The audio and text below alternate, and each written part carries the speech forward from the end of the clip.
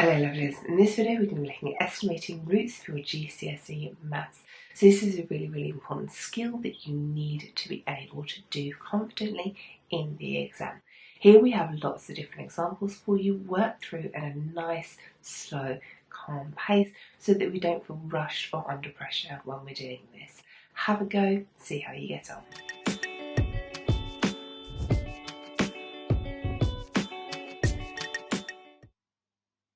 Okay, so we'll start off with 5.1 to the power of 2. That means 5.1 multiplied by 5.1. So let's work this out using a column method. So 1 times 1 is 1. 1 times 5 is 5. And then 5 times 1 is 5. And since I'm now multiplying by the 5 in the tens column, I'm going to write my answer in the tens column. And then 5 times 5 is 25, carry the 2. So now we need to add these together. We can fill up any gaps with a 0. Let's get 1 plus 0 is 1. 5 plus 5 is 10. Carry the 1. 5 plus 1 is 6. And we have the 2. Now, where does the decimal place go? Well, there are 2 decimal places in the question. So there'll be 2 decimal places in the answer. So I'm going to get 26.01. Now, you might be surprised to learn that that is the wrong answer, and it's all about this word estimate. Now, if you've watched the video on estimation already, you'll be familiar with this. If you haven't, because it says estimate, we don't need to get an accurate answer. We don't need to spend a long time with a long column method trying to work it out. All we have to do is look at the number it's given us, 5.1. We're going to rewrite it as an easier number, usually round to one significant figure, so we only want one digit. So 5.1 would be close to 5, and it's the power of 2, so we're multiplying it by itself. We're multiplying 2 5s together, which is going to give us 25, and 25 would be the answer that we're looking for.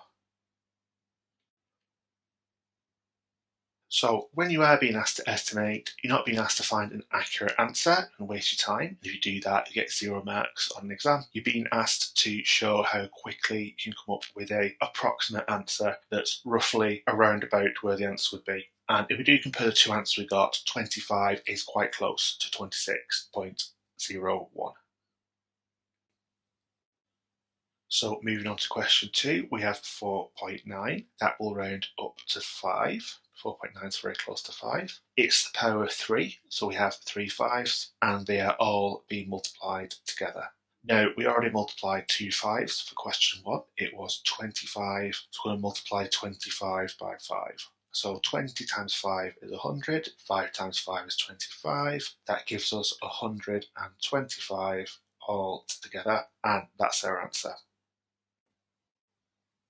Now let's take a look at question 3. So we have 3.3. The nearest whole number to 3.3 would be 3, and it's the power of 3, so we're going to have 3 3s multiplied together.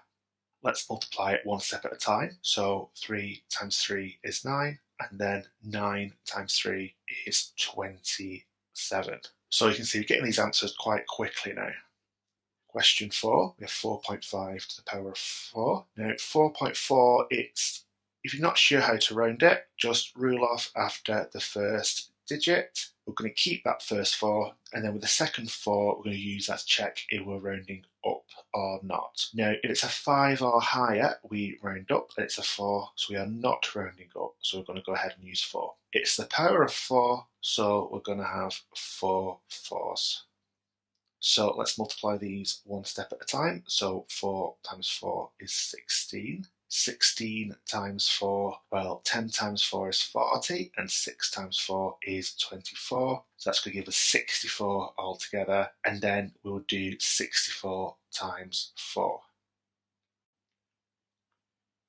Now, you might be at the limit of your mental arithmetic there, and that's absolutely fine. Just do a root method. So 64 multiplied by 4. So 4 times 4 is 16.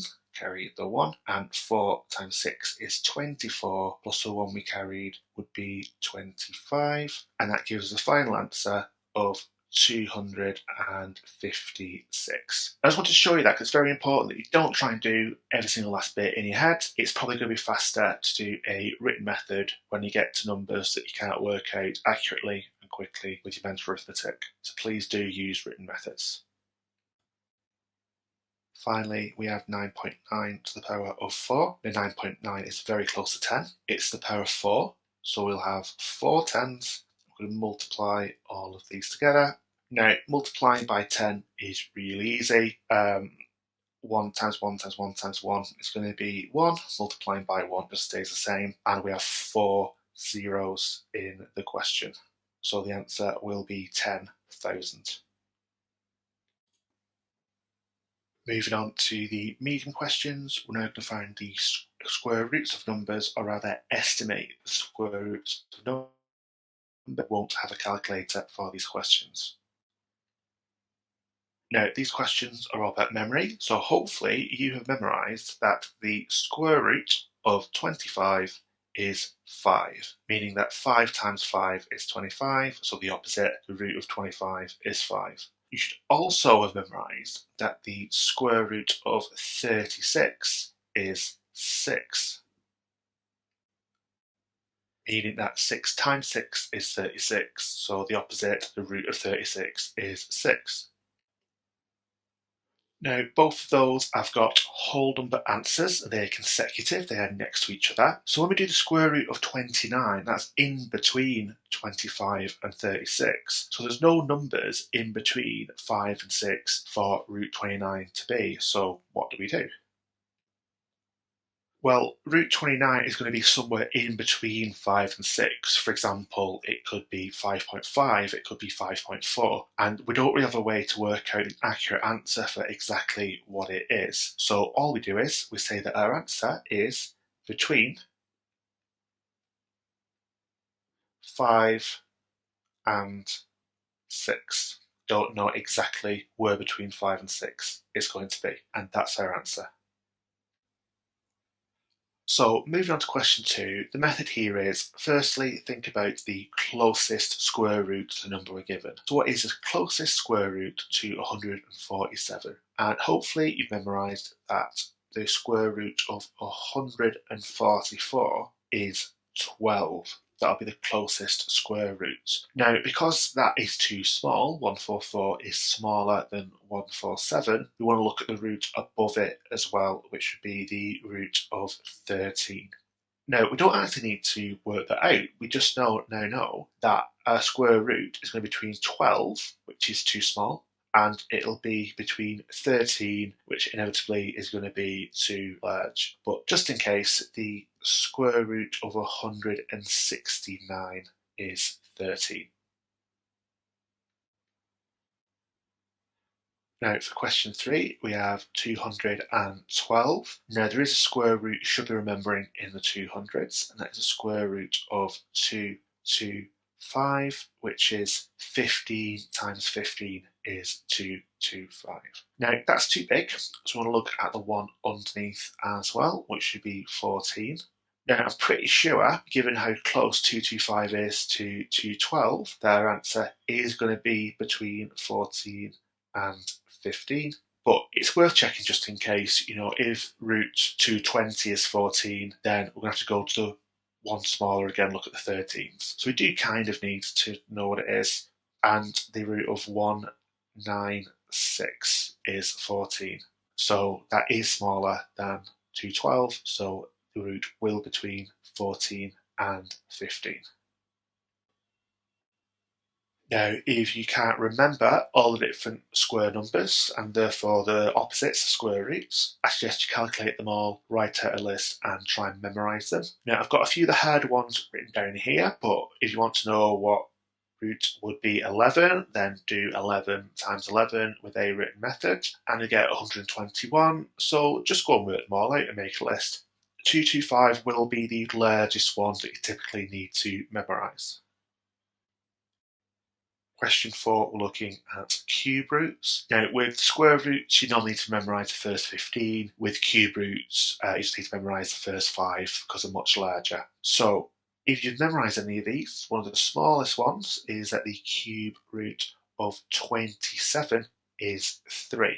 Now, for the cube root of 30, that's too small. So we also need to look at which cube root would give us 4. And if you're not sure that's going to be, we'll just work backwards and just do the cube of 4. So 4 times 4 is 16, and 16 times 4 will give us 64. Now, that's too large compared to the 30, so we know that our answer is going to be in between 3 and 4. Now we're going to look at the rest of the cube roots because we need the cube root of 84. Now 64 is too small compared to 84, so maybe that it'll be between 4 and 5, but we need to check. So let's see what the cube root will give us to get 5. So 5 times 5 is 25, and 25 times 5 is 125. You might remember that from the easy questions. And that number is too large compared to 84. So it will be in between the cube root of 64, which is 4, and the cube root of 125, which is 5. 84 is somewhere in the middle of those two cube roots. And again, if you haven't memorised these cube roots, make a list of the ones as well. So, for example, the cube root of 16 would be 2, the cube root of 1 would be 1. And you have to memorise the first 5 cube roots, and you also need to know the 10th cube root, which would be the cube root of 1000 is 10. So make a list and start memorising. Now, the hard questions are exactly the same as the medium questions. We're just looking at higher powers. And these are ones that you've probably not memorised and usually wouldn't need to. So since I've not memorised all of these roots, we are going to do a bit of trial and error. I'll be working backwards. So if I want the fourth root of 57, and we're looking for 4 numbers which multiply together to make 57. And I'm just going to try a few different ones here to see what I get. Starting with 2 is usually a good idea. So we could look at 2 times 2 times 2 times 2. So 2 times 2 is 4, 4 times 2 is 8, and 8 times 2 is 16. Now that one is too small, so we need to look at some larger ones. So again, we're thinking about 4 numbers which multiply together to hopefully something that is close to 57. So if 2 was too small, let's now try 3s. 3 times 3 times 3 times 3. So 3 times 3 is 9. 9 times 3 is 27. And then 27 times 3, so 20 times 3 is 60. 7 times 3 is 21. 16, 21 will make 81. Now 81 is too large. So I have a whole number that is too small, the 2, a whole number that is too large, the 3. So my answer must be between 2 and 3. So it might be something like 2.5, 2.4, 2.6. We don't know for sure, so we'll just say it's somewhere in between 2 and 3. Now, the next question is looking for the fifth root of 89, and I'm just going to hold on for that one because I can see that question 3 and 4 are looking for fourth roots like the first question was, and I've got my working out for the fourth root on the page, and it's quite big, so I'm going to clear the page to look at the fifth roots. So I'm going to have a look at question 3 instead. Now, I've already got 3 to the power of 4 is 81, and that's too small. I wonder if 4 to the power of 4 will be too big, and the answer will be between 3 and 4. So let's have a look. So we want 4 numbers multiplied together, which is going to make hopefully something close to 140. We're going to try 4. So 4 times 4 is 16. 16 times 4, so 10 times 4 is 40. 6 times 4 is 24. 24 and 40 is 64. And then we want to do 64 times 4. I'm going to do a written method just so I'm not taxing myself too much with mental arithmetic. 4 times 4 is 16, carry the 1, and 4 times 6 is 24, plus the one we carried is 25, so that will give me 256. 256 is too big, so the answer must be between 3 and 4.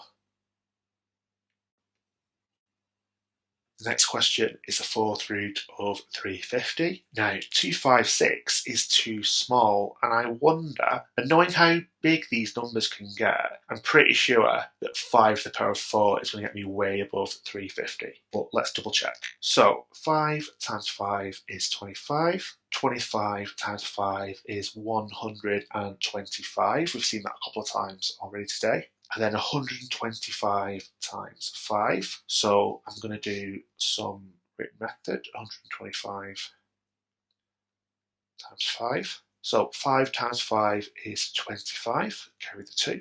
5 times 2 is 10. And the 2 we carried is a 12. Carry the 1. And 5 times 1 is 5. And the 1 we carried is a 6. So that will give us 6, 2, 5, and as I expected, that is way too big. So the final answer is going to be the fourth root of 350 is somewhere in between 4 and 5. Now I've done all the fourth roots, I can now clear the screen and have plenty of space to work out the fifth roots. So I'm going to go back and do the fifth root of 89. So working backwards, what power will get me 89? So I'm going to need 5 numbers multiplied together. They'll all be the same. And we want something that's going to get us around about 89.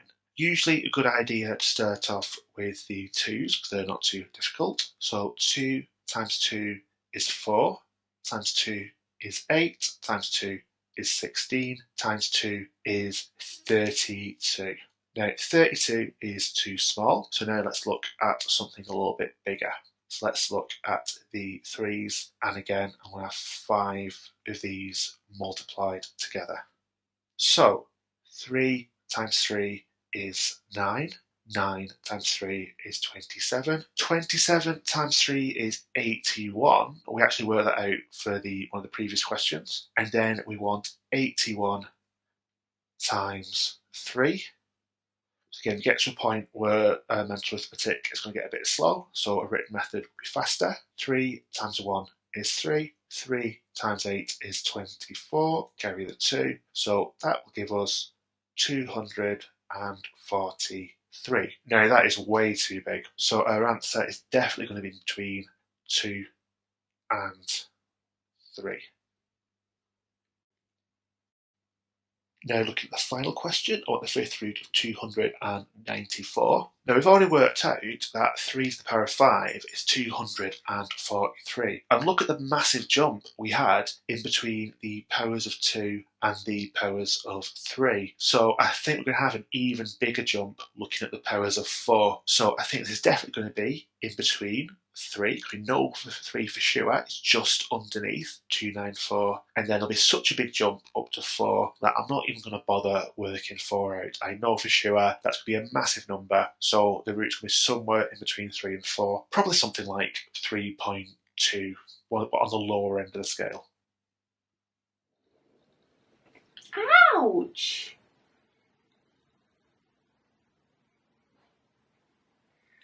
This is why in some videos I'll explain scratches.